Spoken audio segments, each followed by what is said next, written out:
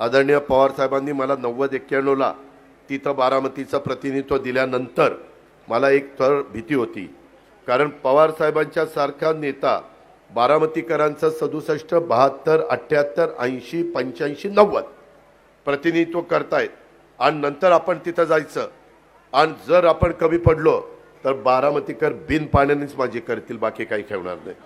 कारण म्हणतील राव साहेब एवढं काम करायचे, ही तर नुसताच झोपतोय. तेव्हापासूनच झोप गेली आणि त्याच्यापासूनच पहाटे उठायची सवय लागली आणि रात्री उशिरापर्यंत काम करायची सवय लागली.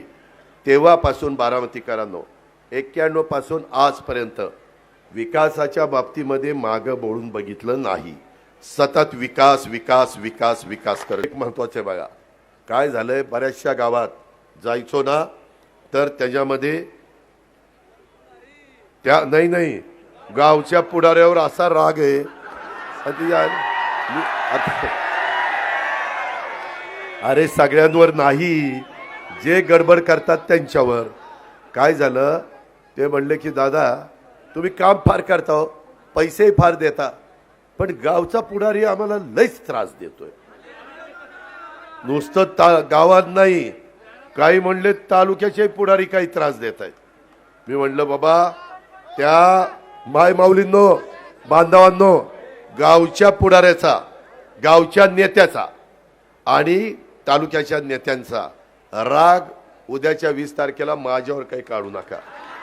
मी दुरुस्ती करतो. मी काय माझ्या पाठीशी डोळे नाहीयेत. ज्या वेळेस हे कळतं त्याच वेळेस मला उबगतं आणि त्याच्यात मी कोण बाबा चुकतंय, कोण काय करतंय.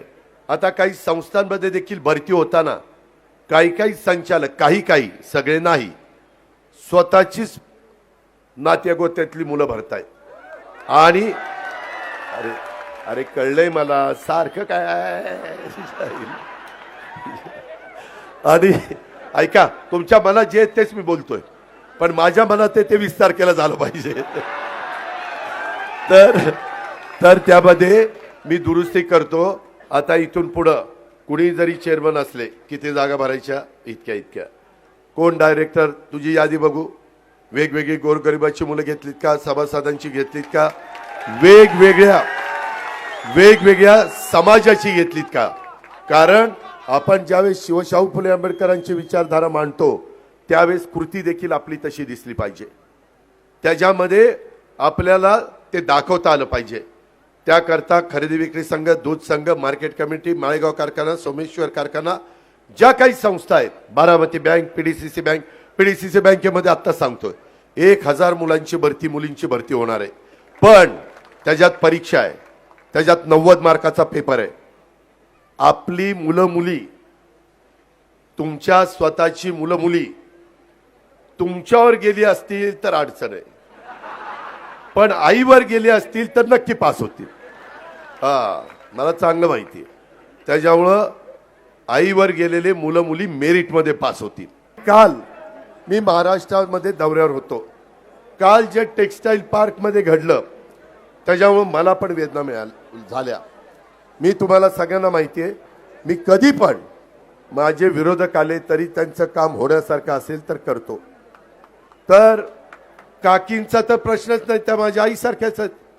आणि मी खोलात गेलो, मला त्याच्यामध्ये जितेंद्र जाधव आहे करीचं, जितेंद्रचं अभिनंदन करायचंय. त्यांनी नंतर ते सगळं दाखवलं, खरं काय घडलं. अरे आपण ठीक आहे ना, घरात जरी कुणी माझ्या विरोधात उभं राहिलं तर त्यांनाही लोकशाहीमध्ये अधिकार आहे, मी त्याच्याबद्दल काही बोलणार नाही. पण इतक्या खालच्या पातळीला जाऊ नका ना, त्याच्यामध्ये सहानुभूती मिळवण्याचा प्रयत्न करू नका ना. त्या संदर्भामध्ये बारामतीची जनता सुज्ञ आहे. मी एवढं काम केलं, मी एवढं सगळं सांगितलं, तरी देखील बारामतीकरांनी मला लोकसभेला झटका दिला की नाही. जोर का झटका, लेकिन धीरे से लगा. पण त्यावेळेस त्यांनी ठरवलं होतं सुप्रियाताईंना लोकसभेला आणि विधानसभेला दादा.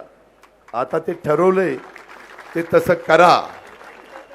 आता तुम्ही जेवढ्या जास्त मताधिक्यांनी मला पाठवाल तेवढे जास्त निधी हा अजित पवार बारामती करता आणेल. आणि या सगळ्या प्रचाराच्या यंत्रणेमध्ये मला अनेक गोष्टी माझ्या कार्यकर्त्यांनी सांगितल्या, आमचे निरीक्षक पालवे यांनी सांगितल्या. ह्या प्रचाराच्या निमित्तानं मी मागं थोडासा एकटा पडलेलो होतो, परंतु ह्यावेळेस माझी आई माझ्याबरोबर आहे, यावेळेस माझ्या बहिणी माझ्याबरोबर आहेत, त्या फिरतायत. मग ती आमची अक्का असेल, रजू अक्का असेल, आमचे जय आणि पार तर त्याच्या बापाकरता तर फिरलं पाहिजेतच ना. ज्याला माझ्या पोटची म्हणल्यावर फिरणार नाही तर काय करणार. आणि बायकोनी फिरलं पाहिजे, तिला तर काय, ती पराभूत झाली तरी तिला राज्यसभा दिली, त्याच्यावर ती खासदार आहे, त्याच्यामुळं तिथं पण त्यांचा सन्मान राष्ट्रवादी काँग्रेस पक्षाने ठेवलेला आहे. मित्रांनो, अशा पद्धतीनं माझी तुम्हाला विनंती आहे.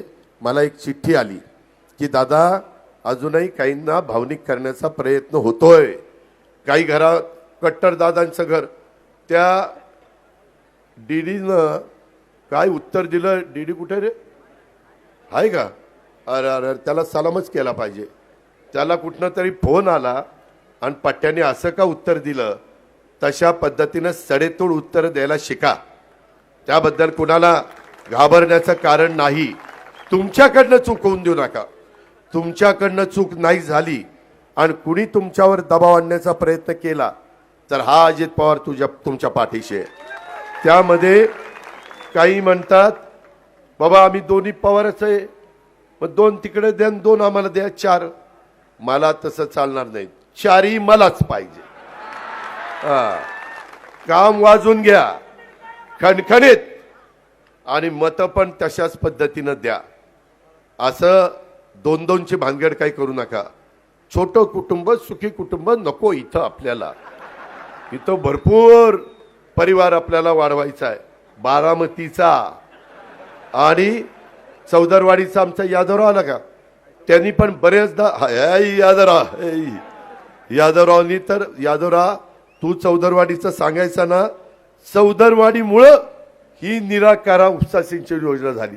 म्हणजे तुझं एकट्याचं चौदरवाडीचं नाही, सगळ्याच म्हणलं आता कल्याण करून टाकू.